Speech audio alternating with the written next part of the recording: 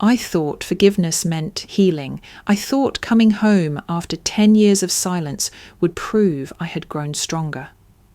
But this morning, my entire savings, $83,000, are gone. My father looked at me and laughed. We needed it more. That wasn't just theft. That was betrayal, and not the first.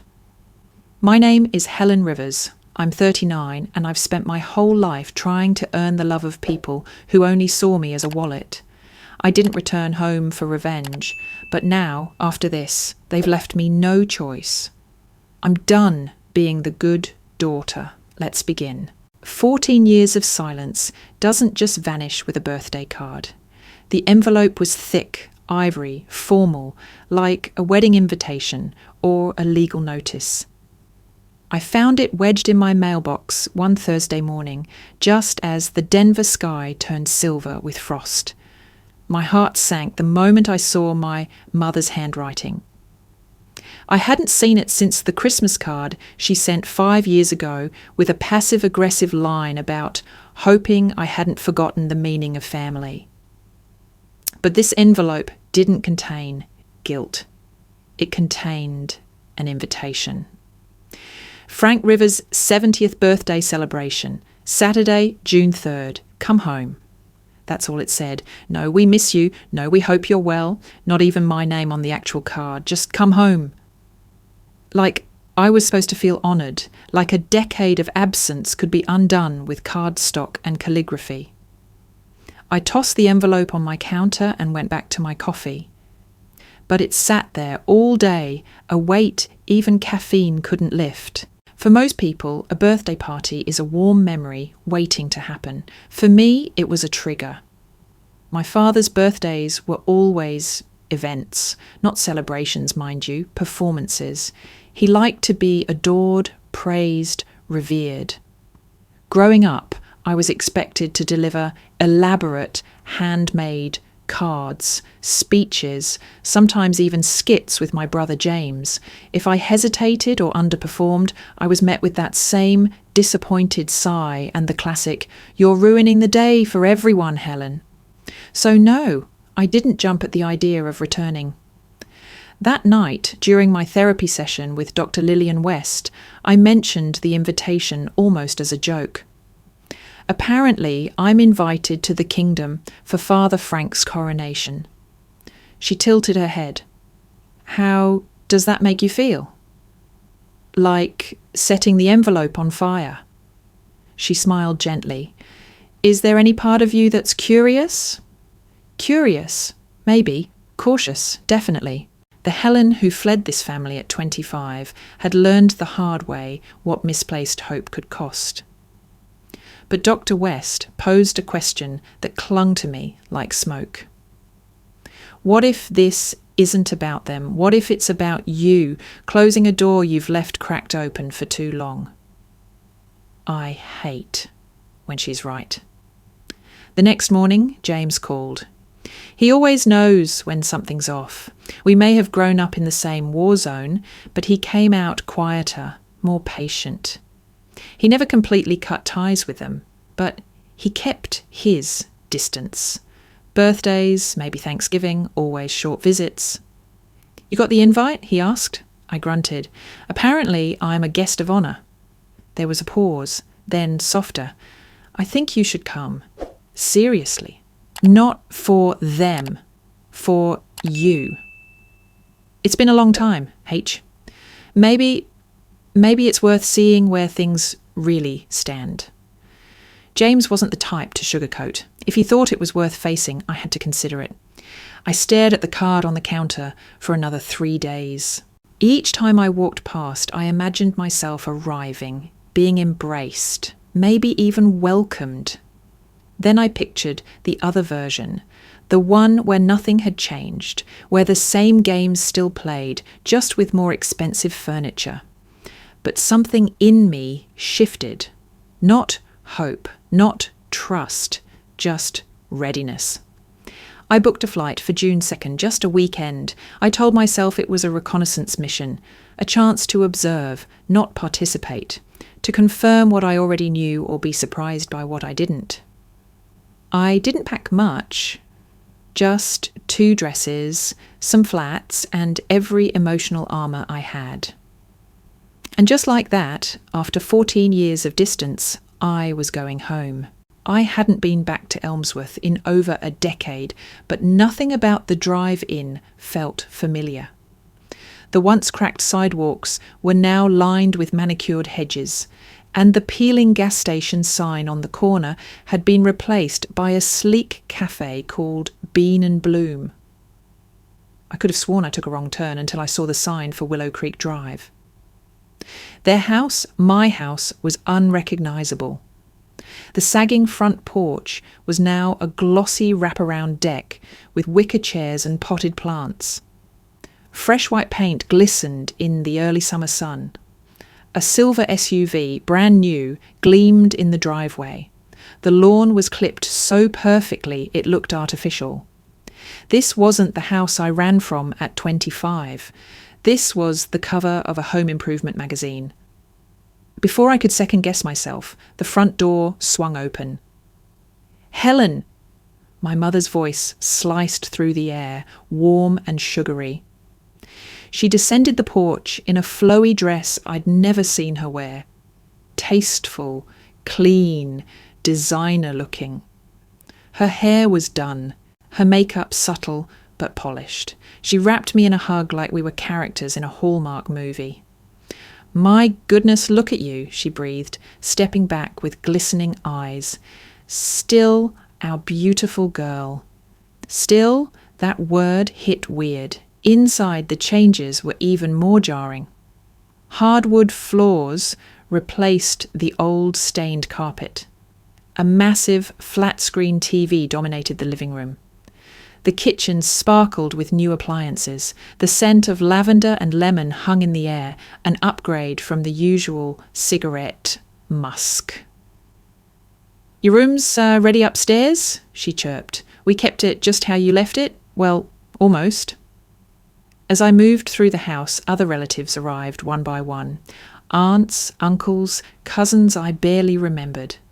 The air buzzed with laughter, clinking glasses, and overly loud compliments. "You haven't aged a day." "We've heard so much about your job, marketing executive, right? What's it like living in Denver? Must be fancy." I nodded, smiled, played along. Then came my father. Frank Rivers, in a navy golf shirt tucked into slacks, stepped out from the kitchen holding a tumbler of scotch and wearing a grin that didn't quite reach his eyes. "There she is," he boomed, "our big city success story."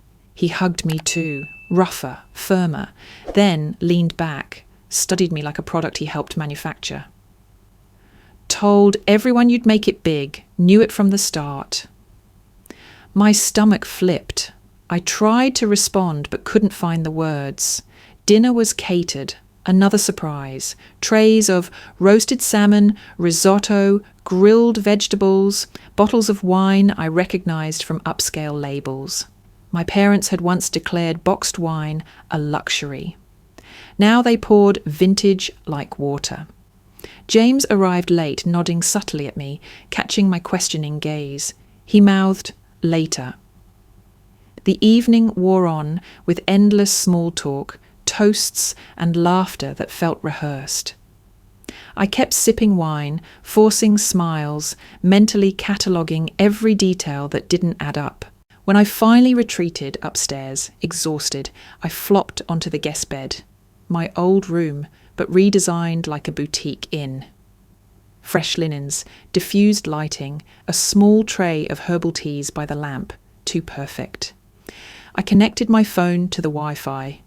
Rivers Family Guest was the name. The moment I logged in, a notification flashed. Helen's backup data synced. I froze. I hadn't set my phone to sync anything. In fact, I had iCloud disabled on purpose. I checked again.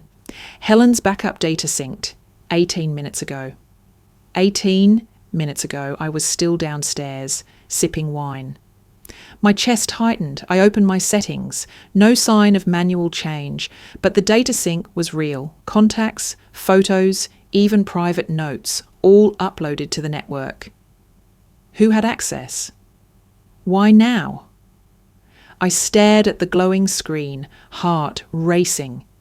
The house had changed, the people had changed, but the feeling in my gut, the one whispering that something was very, very wrong, hadn't.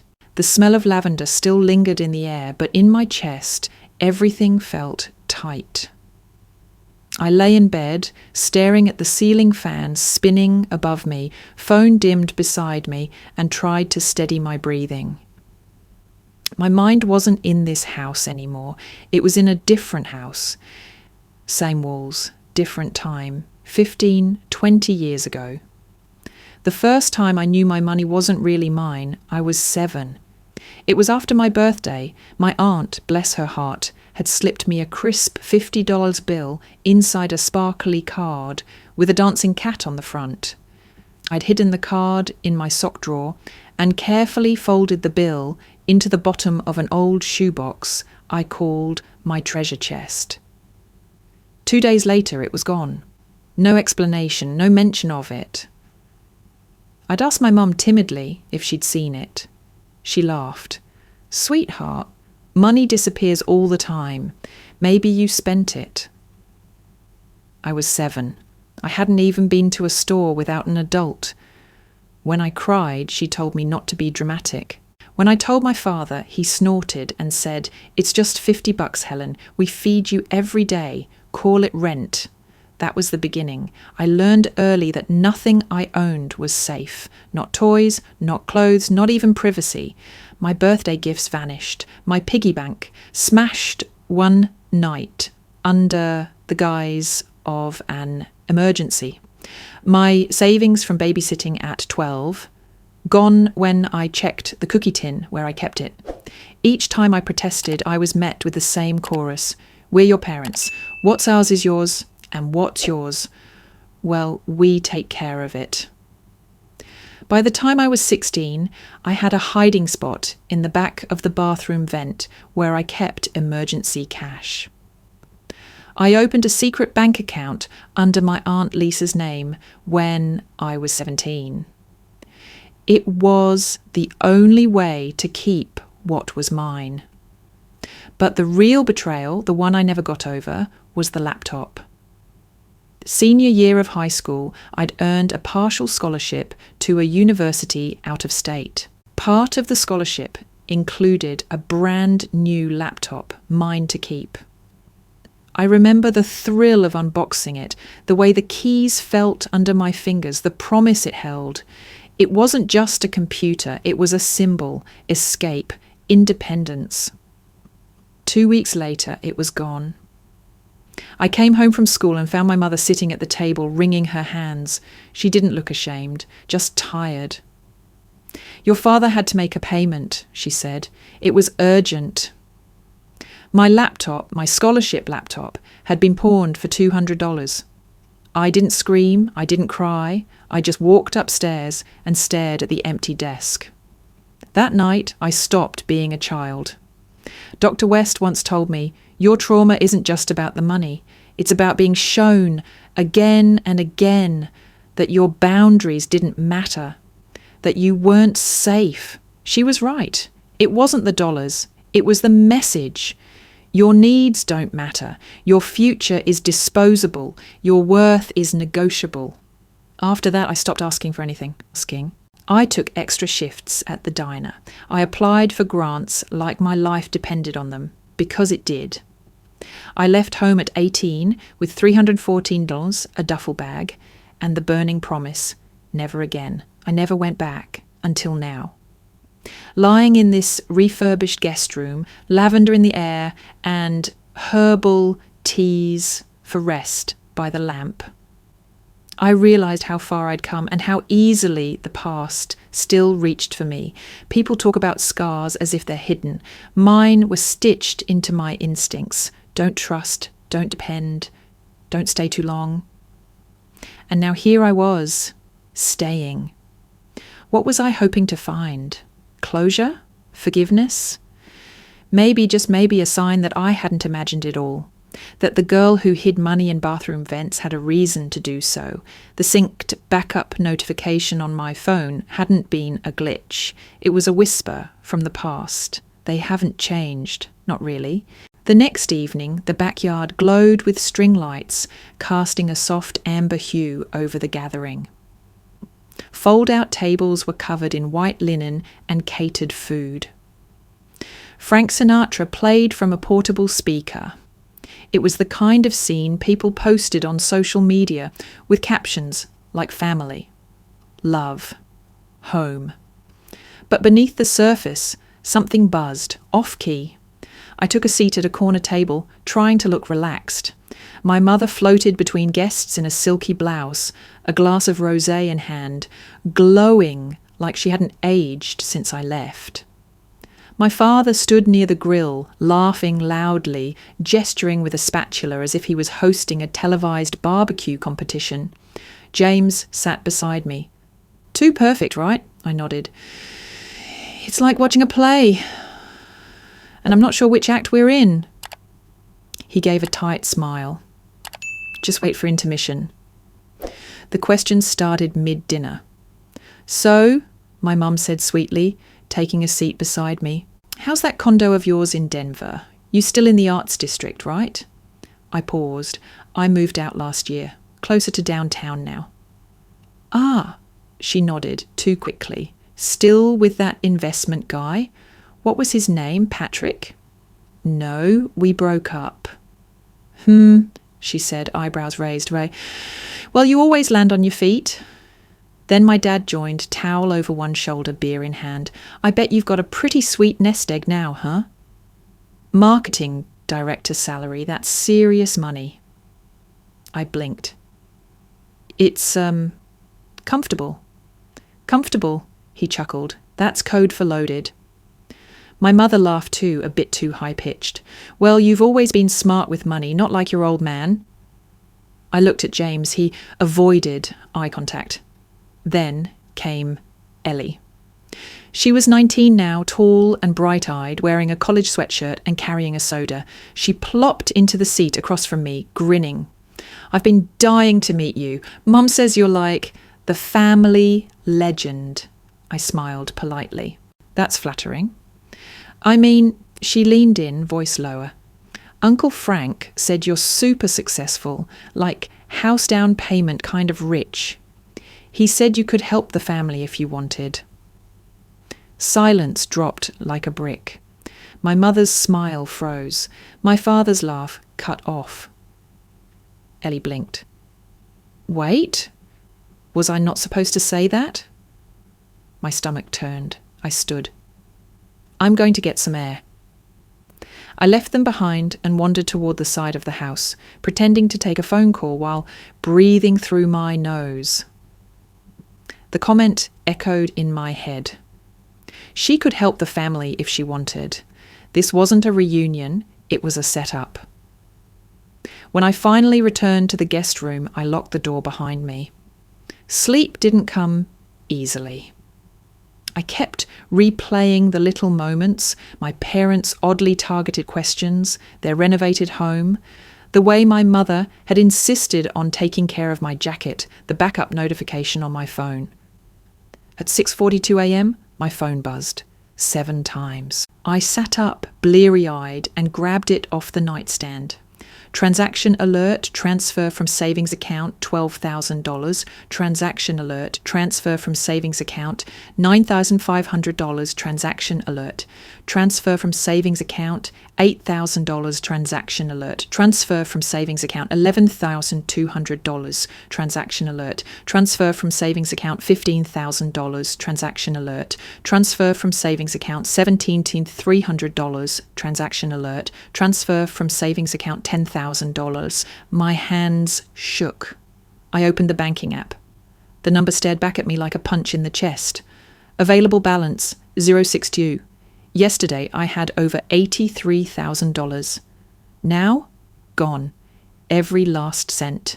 I couldn't feel my hands. They were moving, scrolling, typing, fumbling between apps.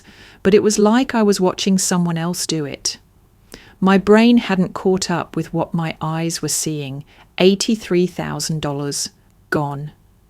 Every last cent of my savings, carefully built over 14 years of discipline, budgeting, sacrifice, years of skipped vacations, second-hand furniture, home-cooked meals instead of dinners out.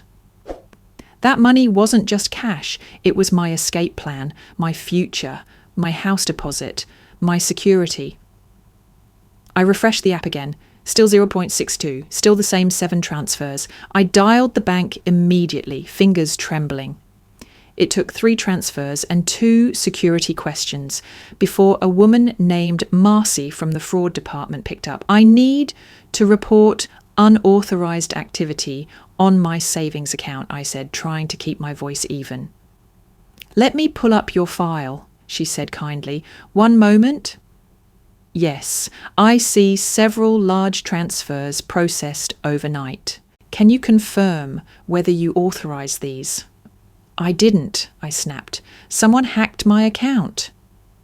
Marcy paused. According to our system, all transfers were authorized using the registered device and required biometric authentication, your fingerprint.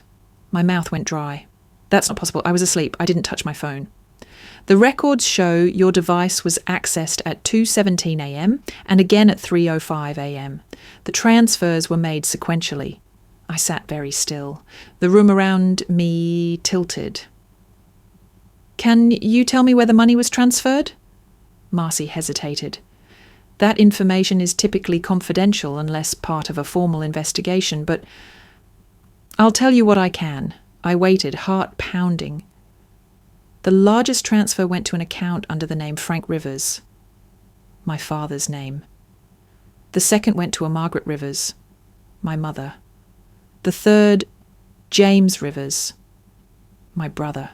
My stomach lurched. No, James wouldn't take anything from me, Marcy continued, voice cautious. The fourth went to an Ellie Carson, my cousin. I couldn't breathe. I ended the call and sat frozen for a long time, unable to move.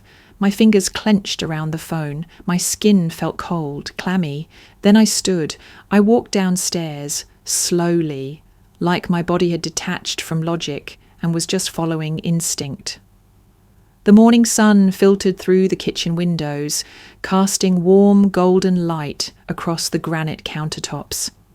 My father stood at the sink, humming, sipping coffee from a mug that read, "Best Grandpa Ever." He turned when he saw me. "Morning sunshine," he grinned. "Sleep okay?" I stared at him. "I know," he said, chuckling. "That bed's too soft for my taste, too." "You took my money," I said flatly. He blinked. Then, as if I'd said something mildly amusing, he set the mug down and leaned on the counter. "Honey," he said, "you came home. You knew what this was." What this was? My voice rose. A reunion? A heist? He shrugged. "Call it what you want. You've got a good life. We needed help. Family helps family." "You stole it. $83,000. Gone. That wasn't help. That was betrayal." "You're being dramatic," he said, voice sharpening. "We needed it more. That money will go a lot further here than sitting in some bank for a condo you haven't even bought yet." I stared at him, stunned. He met my gaze with a mixture of defiance and smugness, like I should be thanking him for teaching me some greater life lesson.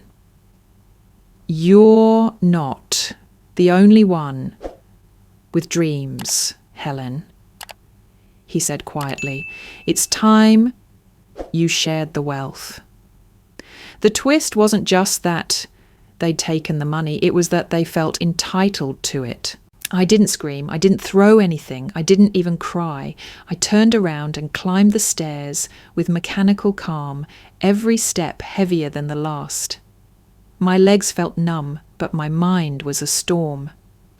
I shut the door to the guest room behind me, locked it and collapsed onto the bed. Silence. Just the faint hum of the air conditioning, the muffled laughter from downstairs, and my heart pounding in my ears. I stared at the phone in my hands. 7 transfers, 4 names, my family. My family! There was a soft knock at the door 10 minutes later. "Helen?" My mother's voice came gently. "Sweetheart, can I come in?" I didn't answer. She knocked again. "Please." I opened the door. She entered slowly, hands clasped, like a woman in mourning. "I know you're upset," she said. "You think?" I said, not looking at her. She sat on the edge of the bed, smoothing her skirt, glancing at me like I was a wounded bird. "We didn't want it to be this way." "Then why was it?" I snapped. She sighed. "Because we knew you'd say no. You always say no. I say no when you ask for things you never repay, when you treat my success like it belongs to you." "We're family," she said softly. I turned. "So, family means I owe you everything?" She frowned, the sweetness fading. "Don't be so ungrateful, Helen. If it weren't for us, you wouldn't be where you are." I laughed, short and bitter. "Right, I got here despite you, not because of you." Her face darkened. "We gave you life, fed you, raised you." "You sold my scholarship laptop to pay off Dad's bookie," I shot back. She stood. "That was years ago. You still hold that over us?" "You still take from me," I said. "Without permission, that's not family, that's theft." "You're being dramatic," she snapped. "That money wasn't just sitting there for no reason. It was for all of us. We needed it more." I stared at her. "You drugged me, didn't you?" I said quietly. Her eyes widened. "Excuse me?" "The wine. I never sleep that heavily. And my phone, the biometric login. You had to use my fingerprint." She scoffed. "That's absurd." But her hand twitched. I reached into my bag and pulled out the small backup camera I'd packed out of habit, the same one I used when I travelled for work, attached discreetly to my laptop bag. I'd forgotten I'd left it on, recording the room automatically for security. "I have video," I said, not blinking. "From last night. Shows you coming into my room, shows you lifting my hand." Her face drained of colour. "You don't," she whispered. "I do." She swallowed hard. "You're making this ugly. You already did." Her expression collapsed into cold fury. "You never did understand loyalty. You left this family behind, always acting like you're better than us." I stepped back. "No, I became better than this." She pointed a trembling finger at me. "You walk out of this house with that video and you're done. No one in this family will speak to you again." I nodded slowly. "Then I guess this is goodbye." She stormed out, slamming the door behind her. I sat down, shaking but steady.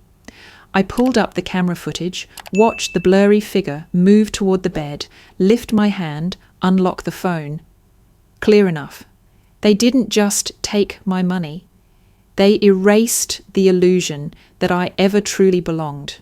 I didn't sleep. After my mother stormed out, I spent the rest of the night sitting cross-legged on the bed, bathed in the glow of my laptop and phone. My heart was ice cold, my mind sharper than it had ever been. By 6 a.m, I had a plan. The first call I made was to Sasha Burns, friend, confidant, and the best damn attorney in 3 states. We'd met in college, and while our careers had taken different paths, she'd always made one thing clear. "If you're ever screwed over legally, I want first dibs." She answered on the second ring. "Helen?" Her voice was alert. "You okay?" Not even a little. I explained everything. The money, the transfers, the fingerprint, the footage. There was a brief pause. Then, "Where are you right now?" "Elmsworth. Still at their house." "You need to get out. Now." "I need to finish this first." Sasha exhaled slowly. "Okay. You're thinking clearly?" "Clearer than I ever have." "Good, then listen to me. Document everything. Screenshots, recordings, photos, every comment, every suspicious movement. Don't confront them again unless I'm there." Understood. Understood. We scheduled a meeting for the following morning in her office downtown. In the meantime, she emailed me a list of things to collect. Digital copies of transactions, bank correspondences, chat logs, family messages. She was building a legal net. Next, I called James. "Are you sitting down?" I asked. "No, should I be?" "Yes." He was silent while I told him everything. From the moment the backup sync triggered to the 7 transactions, to the footage of Mum using my hand. "I knew something was off," he muttered. "I didn't think they'd go that far." "I need your help, James. Not just as my brother. This could go legal." "You have it," he said without hesitation.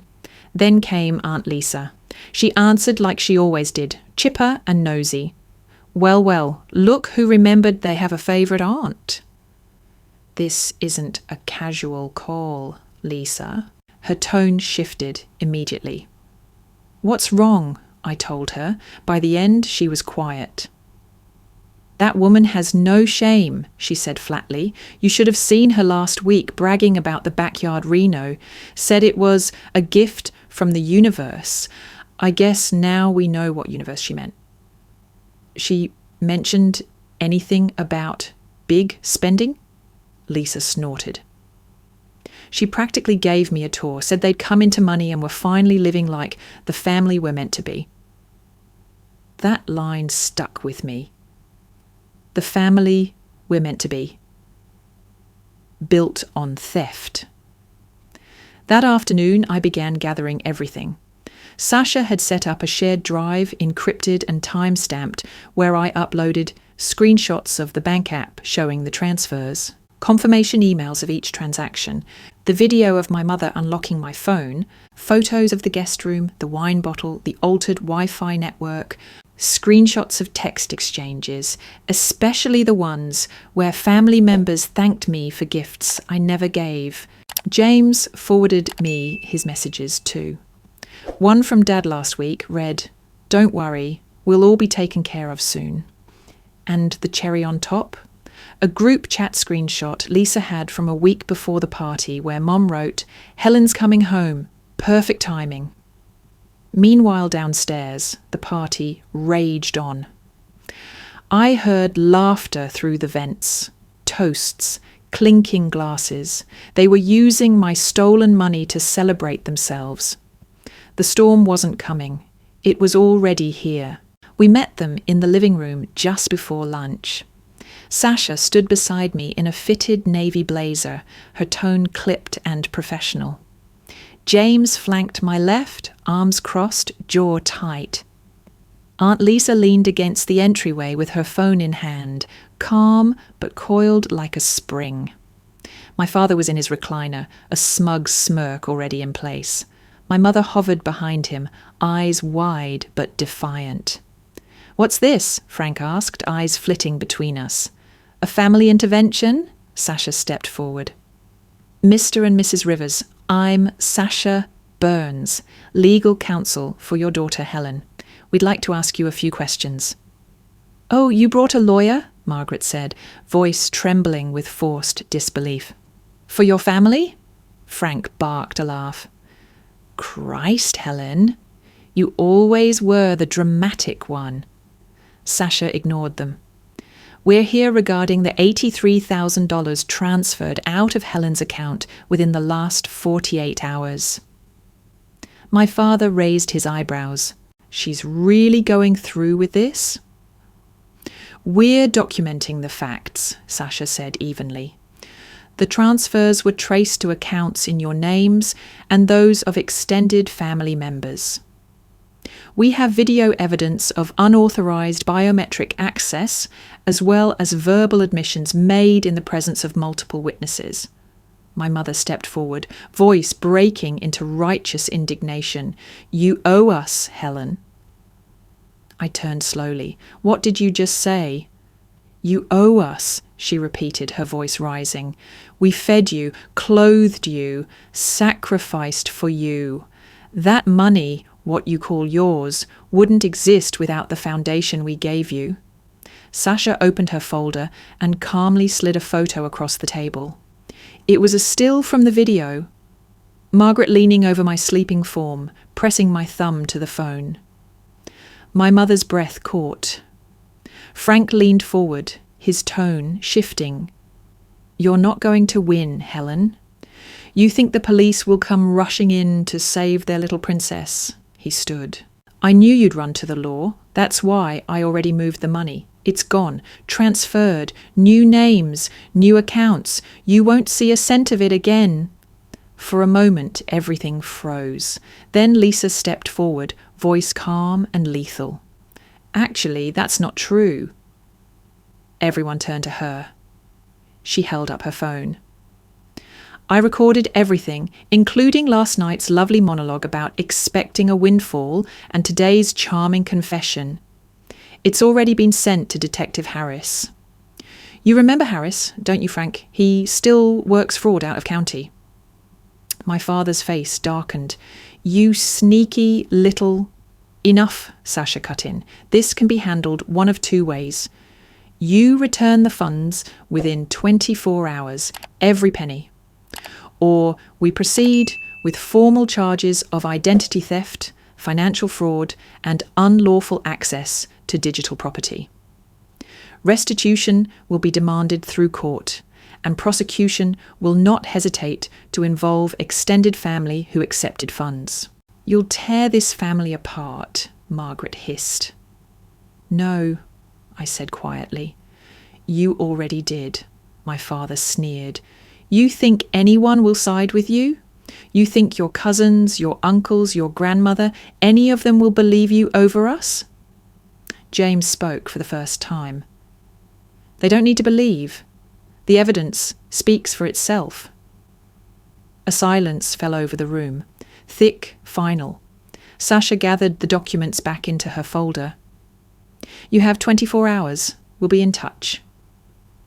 She turned, and we all followed. Just before the door closed behind us, I heard my mother's voice crack. "You're not my daughter anymore." I paused. "No," I said, not turning around. "I stopped being your daughter the moment you decided my life was worth more to you than to me. Then I walked out." By the following afternoon, everything moved fast. Detective Harris called first. He confirmed that, thanks to Lisa's recordings and Sasha's documentation, a judge had approved a temporary freeze on the bank accounts associated with the stolen funds. The financial institutions involved were already cooperating. The storm my parents thought they could outrun had just caught up. I sat on the edge of Lisa's guest bed, phone pressed to my ear, numb and alert all at once. Harris's voice was calm, methodical, reassuring. "They won't be able to touch the money, what's left of it anyway, until this is resolved. But don't be surprised if they start making noise." He wasn't wrong. Less than an hour later, my mother posted a long, meandering paragraph on Facebook that began with, "Sometimes the ones we raise with love hurt us the most," and ended with, "Please pray for our daughter. She's not well." The post included a throwback photo of us, me at 8 years old, in pigtails, sitting on her lap, both of us smiling. It had over 70 comments in 2 hours. "Sending prayers, Margaret. She'll come back around. Kids get confused. Don't give up on her. God heals families." And then, "What happened? Is she okay? Margaret, are you saying Helen is having a breakdown?" She never responded directly. Let the mystery fester. Let the suspicion grow. By that evening, she followed it up with a second post. To clarify, Helen is suffering from delusions. She believes we stole from her. This is untrue. We love her, but we're being vilified for simply trying to support our family. The comments doubled.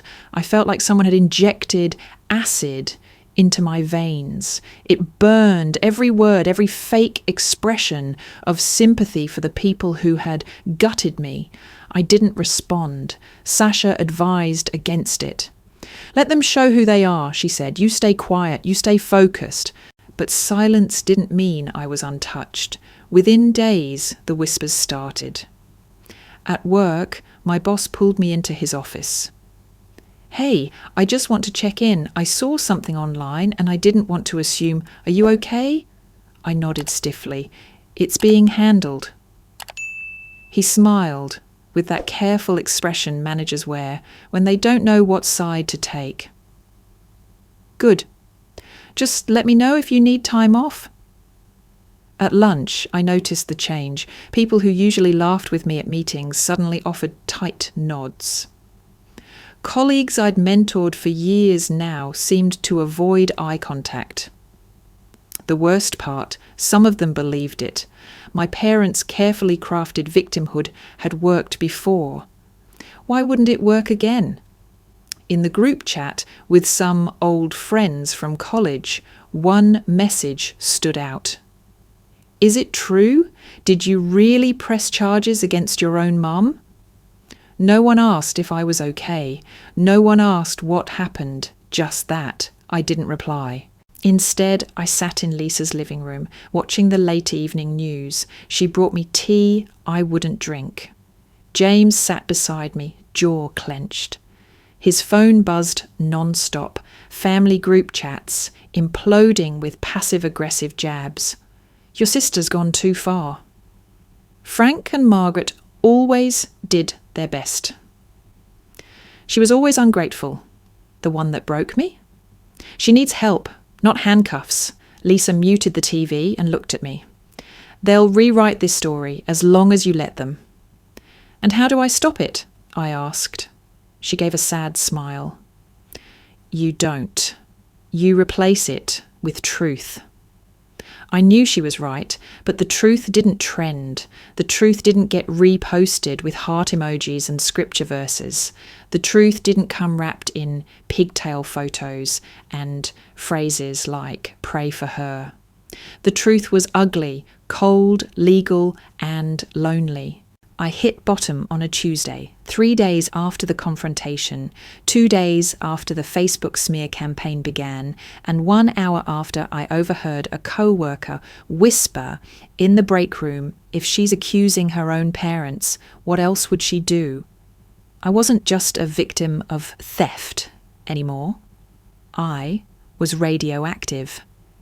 At Lisa's house, I stood in the guest bathroom, staring at myself in the mirror. Eyes hollow, jaw clenched. The same face I'd held together through layoffs, breakups, rejections, cross-country moves was finally cracking. The betrayal didn't stop at my bank account. It infected my identity. What good was justice if no one believed me? My phone buzzed. Again, I didn't look. I couldn't. Every notification felt like a punch. I splashed water on my face, dried it with trembling hands, and stepped back into the hall. Then came the sound that shifted everything. A text chime, followed by another, and then the vibration of an incoming call. I finally glanced down. Trevor Kaplan. I blinked. Trevor and I hadn't spoken in nearly a year. We'd worked together on a massive campaign pitch in Chicago. He was one of the few people I trusted in a corporate world built on facades. I answered, Trevor? His voice was low, steady. Hey, I saw everything. I opened my mouth to speak, but nothing came out. I don't care what they're posting, he said. I believe you. A pause. You're not alone. I swallowed hard. Thank you. That means more than you know. He exhaled into the phone. I just wanted to say it directly, and if you need anything, I'm here. For the first time in days, something warm cracked through the numbness. A small ember of something I hadn't felt since this began. Hope. Then, 20 minutes later, the doorbell rang.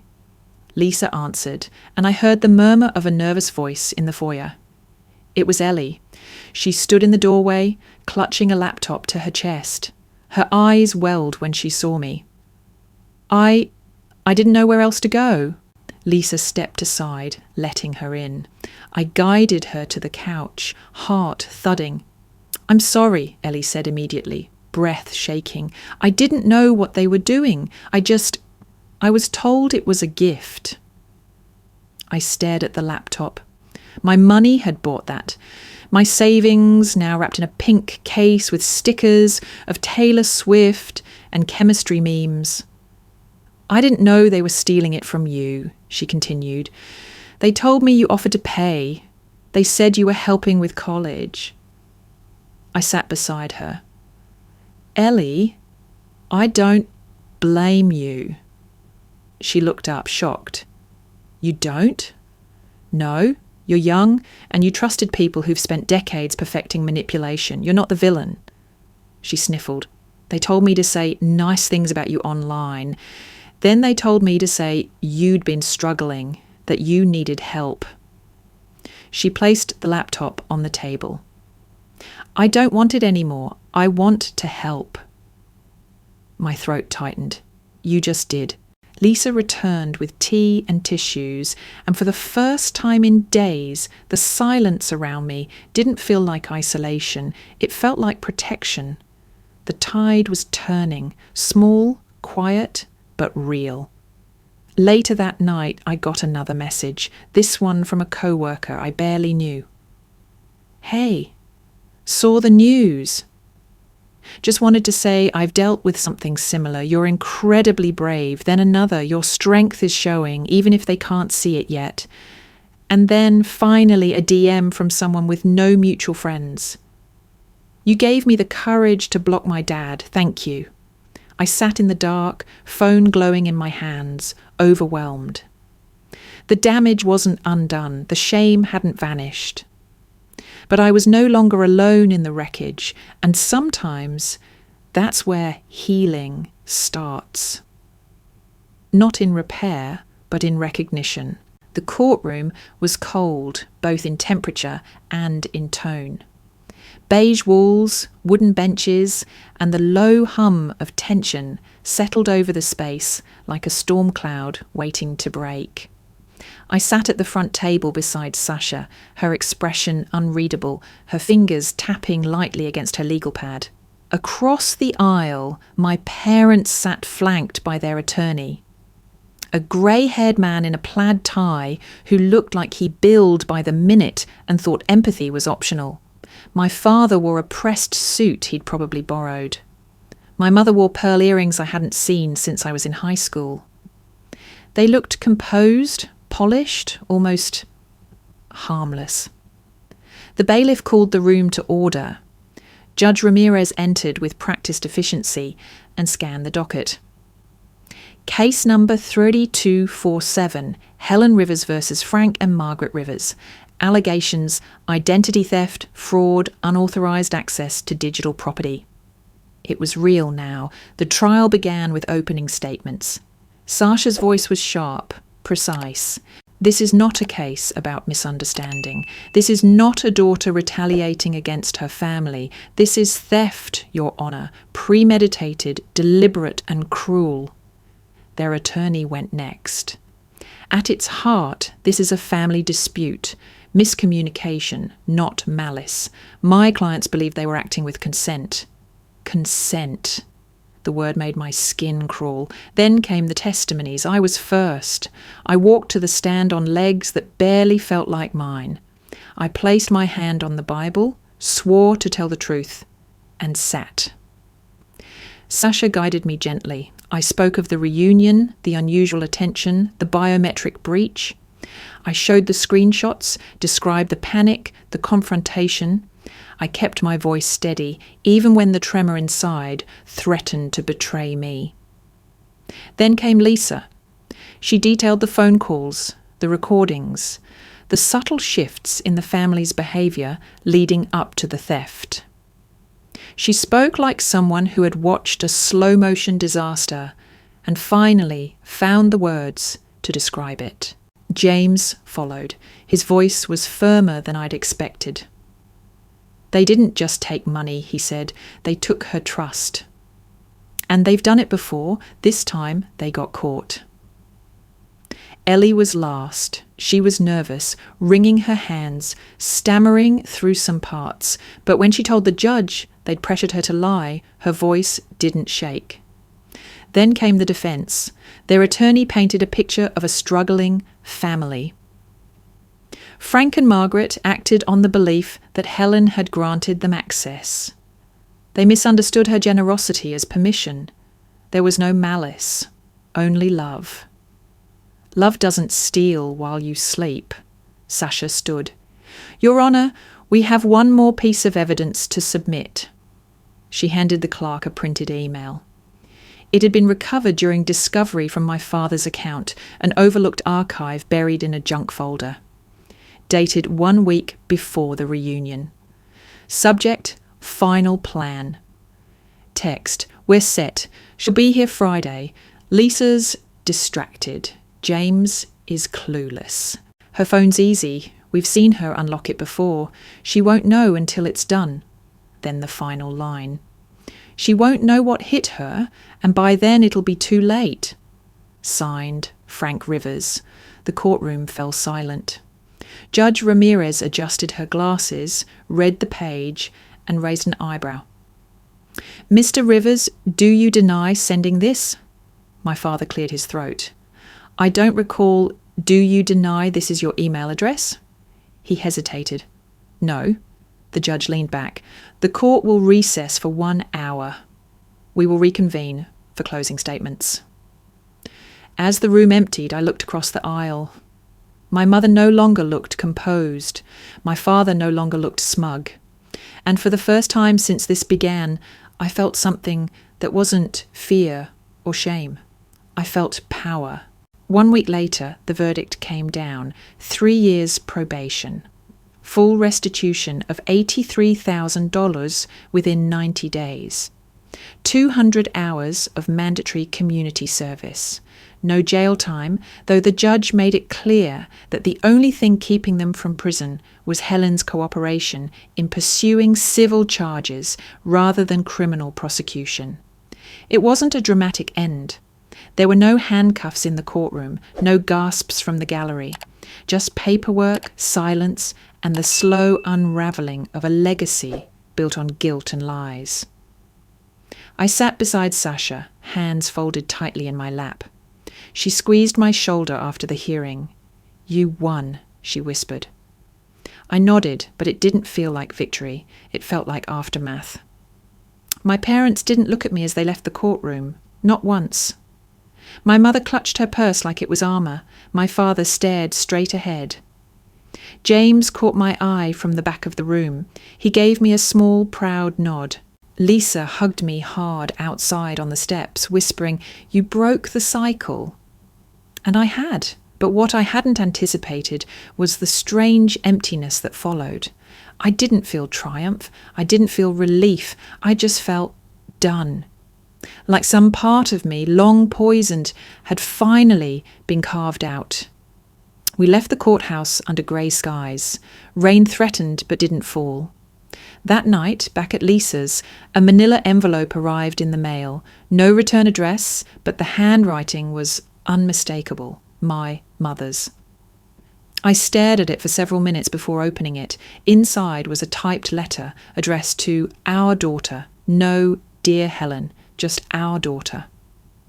I sat down and began to read. It started like a textbook apology. We are sorry for the pain this situation has caused. It was never our intention to hurt you. The wording was vague, clinical, detached. Then came the real heart of it. We sacrificed everything to raise you. We gave you opportunities. We taught you strength. And how do you repay us? By dragging our names through the mud, by turning your back on the people who gave you life. I kept reading. You've always been difficult, always ungrateful, always reaching for more than you deserve. And finally, you may think you've won, but you've lost your family, you've lost your parents, and you've proven to everyone what we always suspected. You care more about money than loyalty. I folded the letter, set it on the table, and laughed. Not bitterly, not angrily, but freely. For the first time in years, maybe ever, I laughed at them. because that letter meant to wound, to guilt, to shame, was proof that they hadn't changed. Not really, even stripped of their facade, even after being caught, tried, and sentenced, they were still clinging to the only weapon they ever truly had: manipulation. But it didn't work anymore because I no longer needed their approval. Their love, if it ever existed, came with terms and expiration dates, and I wasn't buying it. The restitution payments began arriving 2 weeks later. Money I knew came from extended family pitching in, selling off items, maybe even dipping into savings. It wasn't about the dollars, though. It was about the fact that, for once, consequences had landed where they belonged. That evening, I burned the letter in Lisa's fireplace. The flames devoured every word, every accusation, every ghost still whispering I wasn't enough. I watched until it was ash, and then I made tea. 1 year later, everything was quieter. Not silent, life was never truly silent, but the kind of quiet that fills a space when chaos has finally been evicted. I stood on the porch of my new home, a modest craftsman-style cottage tucked into a quiet Denver neighborhood, where children rode bikes without fear, and the neighbors brought banana bread just because. The paint on the mailbox was still fresh. The hydrangeas I planted last spring were in full bloom. Inside, the kettle was whistling. It wasn't big. It wasn't flashy. But it was mine. Paid for by the restitution, years of saving, and, ironically, the trauma that taught me to protect what mattered.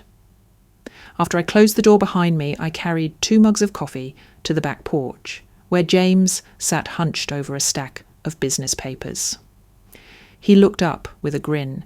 "If this is bribery, it's working." "It's coffee," I said. "Call it what it is." He took a sip.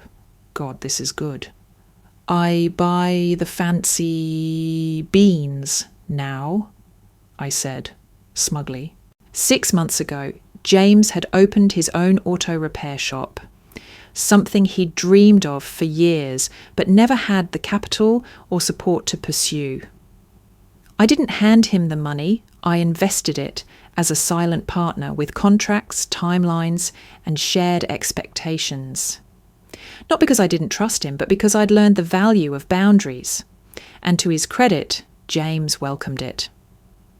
"It's been a year," he said after a moment, "almost to the day." I nodded. "Feels longer."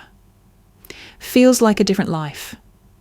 We sat in silence, sipping coffee, surrounded by the chirping of late summer crickets.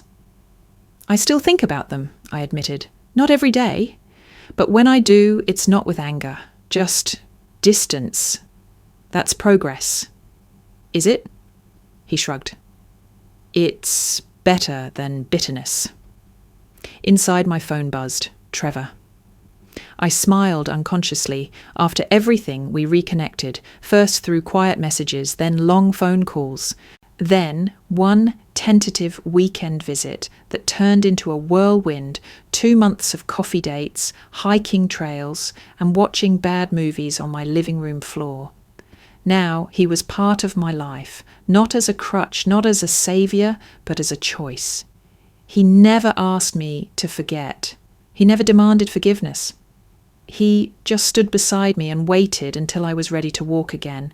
And somehow that made all the difference. Lisa remained my rock.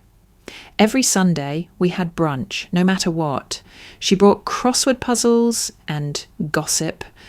I brought muffins and sarcasm. We never talked much about the trial anymore, but I knew without question she'd be there for the next chapter, whatever it looked like. That night I lit a candle in the windowsill and sat at my kitchen table with a journal. I didn't write often, but some stories needed pages, not screens. At the top I scribbled, "Family is not who shares your blood. Family is who shares your truth." I looked around the kitchen, the slightly crooked picture frame James had hung, The coffee mugs Trevor insisted on mismatching. The potted plant from Lisa that was somehow still alive. I had built something real, something safe. I'd spent most of my life believing I had to earn love by sacrificing myself. Now I knew better. Love, real love, didn't demand silence. It didn't come with conditions, and it didn't vanish when you said, enough. I wasn't Helen, the obedient daughter, anymore. I was Helen, the architect of her own peace. The first time I walked into the support group, I didn't say a word. It was a Tuesday evening in a community centre basement with folding chairs arranged in a circle and a water cooler humming in the corner. The sign on the door read, Financial Abuse Survivors, Family Edition. It felt strange, almost surreal, to sit among strangers and realise we were all holding pieces of the same story. One woman's brother had forged her signature on a second mortgage. A man's parents had drained his retirement fund to cover their gambling debts. A teenage girl whispered that her mum used her identity to open 5 credit cards before she even turned 18. I listened. I nodded. I didn't speak. Not that first night. But I came back week after week. And eventually I opened my mouth. I told them about the gift laptop that wasn't a gift. The fingerprint on my phone, the trial, the Facebook posts, the letter. I told them about burning it. I told them about laughing. And then I told them about the house, the porch, the coffee mugs, and the crooked picture frame. Every time I spoke, someone else would nod, sometimes with tears in their eyes. One night, a woman named Rita took my hand afterward and whispered, "You gave me the courage to finally say no to my father. Thank you." That's when it clicked. This wasn't just about healing. It was about handing that healing to someone else. So when the facilitator asked if anyone wanted to speak at the annual awareness meeting, I volunteered. That night I wore a navy dress, simple, clean, powerful. The auditorium wasn't full, but it was enough. Rows of folding chairs filled with people who knew what it felt like to be betrayed by those who raised you. People whose pain wasn't understood by the world because it didn't leave bruises. People like me. I stood behind the podium, palms slightly damp, heart steady. I looked out at them, faces of strangers who were somehow kin. Then I spoke. When I was younger, I believed family meant protection. That no matter what happened, your parents would choose your safety over their convenience. That belief cost me everything. I paused, let the silence breathe. I lost my savings, my sense of safety, my reputation. And for a while, I thought I'd lost myself too. But here's the thing about being broken, I continued. Sometimes it's the only way to rebuild on stronger ground. In the aftermath, I kept asking, why me? But that question never healed anything. The one that did was, what now? And what came next wasn't revenge, it wasn't bitterness, it was clarity. I found people who saw me, chose me, stood beside me not because they had to, but because they wanted to. I smiled, eyes scanning the front row where Trevor, Lisa and James sat side by side. I found a new kind of family. And I realised something I wish I'd known years ago. I leaned in slightly. Family is not who you come from. Family is who you choose, who chooses you in return, who proves that choice through actions, not biology. The room was silent, and then the first clap came, followed by another and another, until the whole auditorium was on its feet. I stepped down from the podium, not lighter but stronger, not healed but healing.